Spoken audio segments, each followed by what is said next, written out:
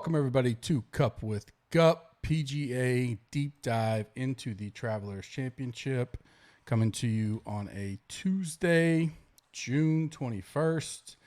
Kind of take a little break yesterday.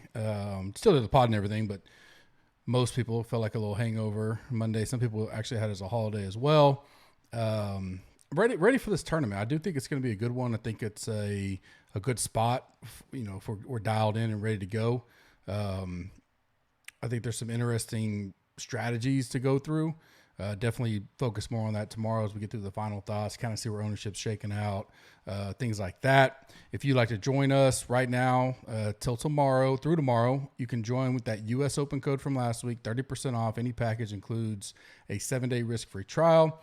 If it gets you a month, weekly, whatever, you can upgrade it anytime. You're locked in for life for that 30% off. If you get a month, that'll basically get you all the way through the Open, the next major championship.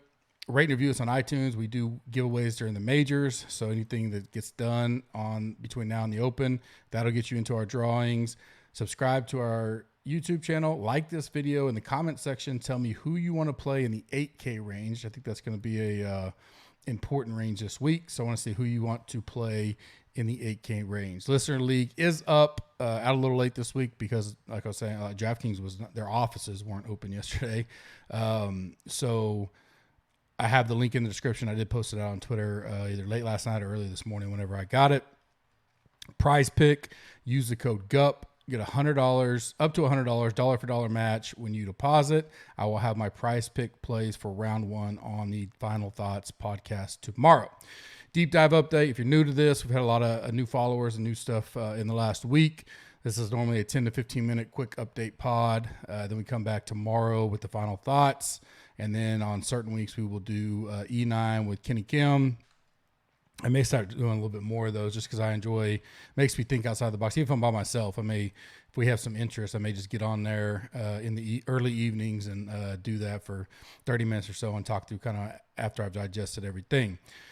Weather course. So we got rain coming in tonight. I kind of wish I was there. 60-something degrees and raining. Here it's approaching well into the hundreds by the weekend.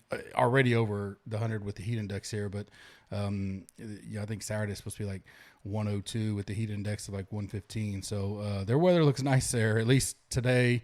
Later tonight, rain coming in. Tomorrow, more rain off and on all day. It's just like showers, kind of like spring showers to me. Nothing, doesn't look like anything electric or, that's going to stop any kind of course. Tomorrow's, just a practice day, but ending mid-morning, maybe all the way till noon on Thursday. It's like 30 to 50% that whole morning. I do think, and then it's dry after that. And they actually get up to almost 90 themselves on Saturday, I think. So much warmer and drier Friday, Saturday, Sunday. The winds all 4 days really don't look like that big of an issue at all. Kind of tells me this course may give up, a little bit more scoring than we've seen, we've seen it a few times, but, on the average, especially Thursday, Friday, maybe. Saturday may play tough, but getting to the cut, you may have to go a little lower. So I definitely took that into consideration on the deep dive. I don't know about a wave advantage yet because the winds just don't look, anything on Thursday. And tomorrow, I guess the rain could, but if we're not talking about anything major. If we're just talking about sprinkles and showers, if there's a industry-wide kind of theme, this could be a week to kind of go opposite of that. I really don't see it though. Right now. I just see scoreable Thursday, not much winds, potentially lift clean in place, makes it even more scoreable. And then Friday, nothing. There's no rain, no anything. And the winds, again, they look pretty, a little cooler in the morning and then warming up as they start to warm up towards Saturday. But again, nothing right now on weather for me. Maybe tomorrow I'll update that. Trending to be the highest owned, no particular order right now. I will say it's pretty flat amongst all the ranges for the most part. There's not just a whole lot of chalky chalk popping out right now. I don't have a lot of guys flirting with 20% yet. Harmon, M, Cantley, Mito, Wise are some of the top ones up there. Certainly have that updated for tomorrow. Potentially sleeper low-owned guys that kind of stick out to me after the deep dive. Vegas, 7,500. He's probably in that 3 to 5% range right now. Made his last 2 cuts. Played here in 2020, which was a super tough field. Remember coming out of COVID. Got a 24th. He had missed 2 cuts prior to that. That was only 3 times he's played it, but maybe he's getting used to it a little bit more. Putter can be a kind of an issue there, but again, these are, everything else looks great on him. If he can get the putter rolling here, for that price, low, and 7Ks get peppered quite a bit. That could be a good leverage spot for him. Glover, who I kind of mentioned yesterday, I got him in that 2, 3, maybe 4% zone. Definitely moving up for me. I was kind of iffy yesterday. I think he's at least going to make that kind of next to last pull for me to see good MME play. Definitely good low leverage at this moment. Hoffman is kind of a guy. He's 6,500 right now. I don't have him higher than probably 3%. He's made 5 out of the 6 cuts here. All 5, he's been top 41st or better. So he's got 25th, a 3rd, a 15th, a 41st, and a 30th. He has made 2 of his last 3 cuts after he kind of had a bad string going on. I remember he's had like the neck back issues or whatever, but 35th at RBC and 66th at Charles Schwab. He did miss a cut at Memorial. Again, nothing that's earth shattering there, but considering he's had 3 top 25s here and a 30th here in the last 6 years and only 1 missed cut. That price, that ownership, that could be a guy we keep an eye on. Stuart Sink, he's a guy I go back to. I think he missed a cut by 1 or 2, something like that, at the U.S. Open. This course just kind of seems like it would fit him really well. He's not going to be high owned. And then Lanto, I think I talked about him a little bit yesterday. He's kind of moved up a little bit on the deep dive. I got him 3 to 5% right now. I don't want to say he's boom or bust, but he definitely, he's not coming in with just tremendous form. But you got a 51st at the Memorial, did miss a cut at the Open. 3 straight made cuts here, though, a 38th, a 24th, and a 70th. So at least enough to, to $7,100 to give us an upside on the weekend. We've seen him get hot before. So, I mean, that's something we don't, can he do it? But yeah, but that's why you're seeing him at 3, 4, 5% type of deal. So those are kind of guys that kind of caught my eye after the deep dive. Some Monday redo for me. I went on the show with Travis Fulton. You can go check that out. His Twitter or my Twitter. There's links to it. Stripe Show podcast. Aaron Wise. I kind of never been an Aaron Wise kind of guy, but diving in with him a little bit. Travis is high on him.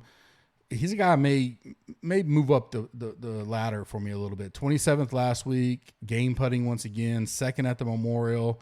Nothing great here. 2 straight made cuts. He's only played it twice, so 46, 66. Stat-wise, he's, top 15 for me, top 12 in recent form. Nothing really.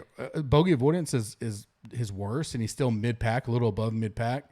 3rd in birdie or better, 5th in stroke game, ball striking. He's a guy that if we start thinking maybe instead of 13, 14 under, we're closer to 18, 19, 20 under. Or I'd like to almost look at it as you got to go low you may have to go lower the first 2 days in thinking. I think -2 was the cut here last year. So what if it's -3 or, something like that, -4, because of the soft conditions and all that. The weekend may actually play a little tougher, but, he's a guy that may bump up for me if we think a little, more scoring takes place. With Rogers' withdrawal, which kind of sucks, McNeely would be the guy that I kind of move up in that spot where I had him yesterday. Brooks, I'm probably just going to pass on that whole situation. We don't know if he's going to play, not play.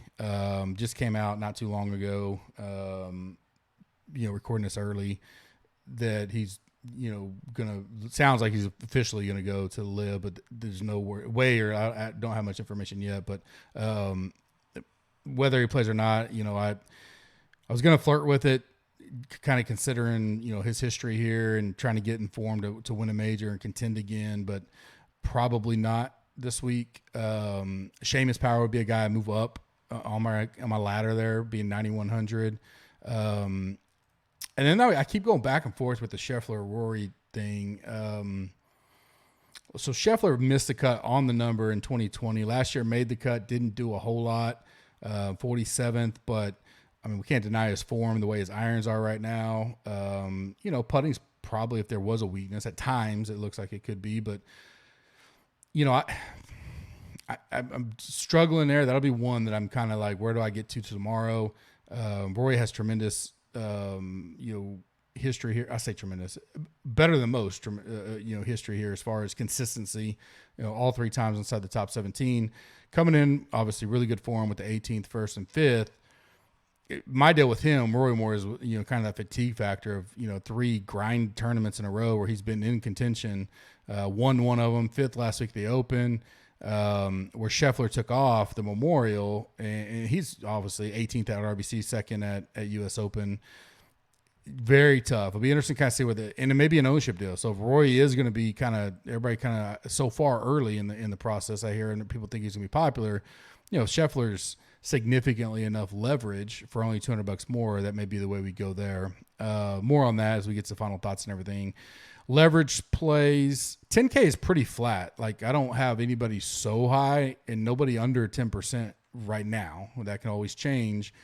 It would probably actually be Scheffler as the lowest own, maybe Burns. So those are 2 that are kind of lower on my early go at it. 9K is pretty easy. Brooks, if Brooks does not play, the next lowest for me is HV3. And then 8K, Kokrak is definitely the lowest, pretty significantly there as our standout, like super leverage plays right now. Update that on tomorrow's final thoughts as well. Don't forget US Open, 30% off, risk-free trial, locked in for life, can upgrade anytime you would like. I will be back, be gone most of the day, work, all that kind of stuff, real work, real life, all that kind of stuff. And I'll be back tonight getting everything cranked out, and then again tomorrow for final thoughts. Hope you guys have a good evening, good day, and we'll talk to you tomorrow. Thanks.